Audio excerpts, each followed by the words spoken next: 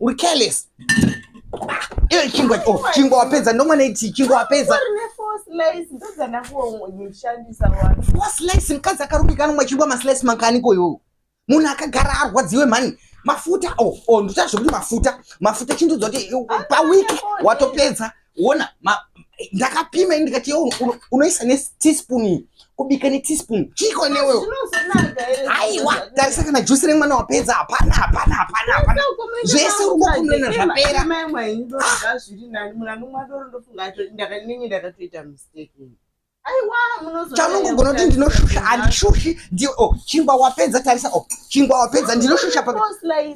mukadzi akarongeka anodya mapisi mangani akusi kushusha mukadzi akarongeka anodya mapisi mangani simbe ndozvo inoita kugara chero sauti wona sauti yato ukuku sauti yacho murumboita mashandisirei kwa sauti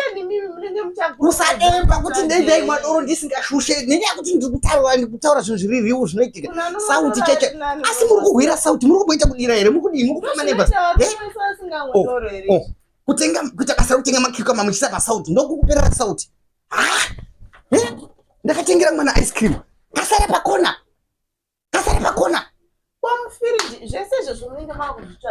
ndinofanira kutarisa idi wakomana chero tomato sauce watopedza uri mukadzi rudziko handidi usati ndinoshusha mani dai mwadoro munhu anomwa doro kuti ndiye anoda kubenza wakadai mukadzi akarongeka anodya masilesi mangani echingwa taura chaunongogona kuswera pafoni wakabata remote yacho wakutopedza mabhatani wakatenga chikapu ichi morning handsome ndomwira paiti shuga wakapedza hapasina shuga aiwa kofi chaiche hapana tarisa iwe uri kubohwa mani mafuta nyatsonduza mafuta akafamba sei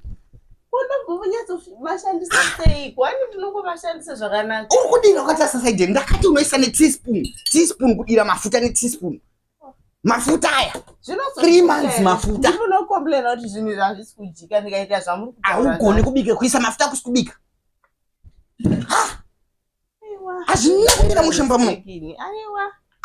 yangu ndakadanana nemurume akusi kushusha chidhakwa achitodewo futi izvozvo zvisina basa remote wakutodzima shuga wakapedza chingwa chaicho chingwa kamaspageti kasara hazvisi kubhalanza woti dai ndakarohwa nechidhakwa handishushi ndiri kuudza chokwadi mukadzi akarongeka anodya maslice 2 handidi kuzviona futi zvakadai